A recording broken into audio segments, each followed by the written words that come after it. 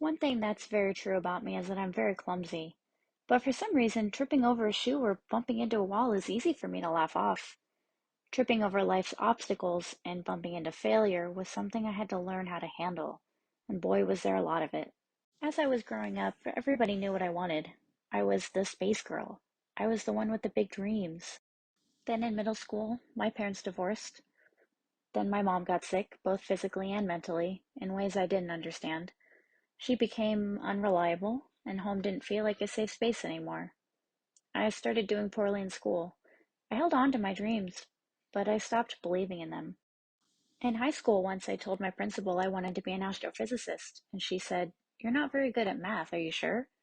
The seeds of doubt grew over time into a full forest canopy. My home life made it hard to focus. I didn't have stability, nothing substantial to lean on. We barely had money to support ourselves, and school took the back burner. As I grew into early adulthood, life took over, and my main focus was just to survive. I didn't have freedom to learn who I was. I didn't have role models at home to learn how to have good relationships in life. I had to learn how to fend for myself. By the time I was 18, I tried my hand at college. I failed most of my classes. I had a very unhealthy relationship with my mom and an unhealthy relationship with myself. I had lost sight of my dreams.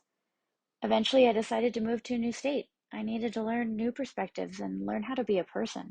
So I moved to Florida, got a job at a grocery store, and after a year, I started back in school, this time because I wanted to. Then in my first semester, I started failing college algebra. I withdrew from the course and tried again the next semester. Then I got an A. The following semester, my mental health plummeted and it landed me in the hospital. After a short stay there, I was determined to get back up and push my way through life. I wanted to give up, but the tenacity in me refused to let that happen. So I kept working full time to support myself and kept chugging along semester after semester.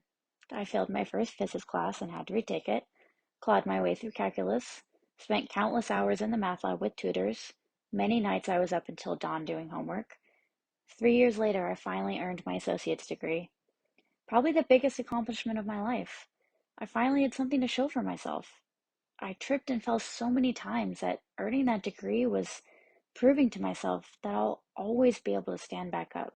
Then, when it came time to apply to university to work on my bachelor's, I got denial letter after denial letter.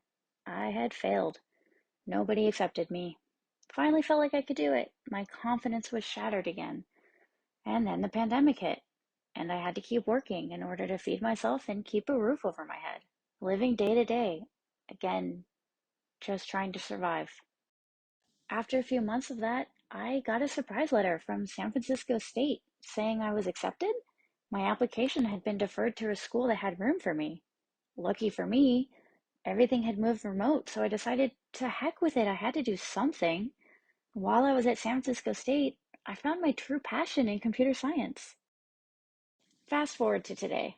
I'm now attending Cal State Northridge in Los Angeles as a computer science major and even considering adding a math minor. I found my peers who share same interests as me. I joined the robotics team and realized that I really love robots. Life did have other plans for me, and I had to detour more than a few times, but at the end of the day, I continue to persevere. And failure is so common, but it's never easy. And yielding to failure is what truly defeats us in the end. This is the complete picture of me. And for the first time since I got my first telescope at 6 years old, that fire inside of me is burning again.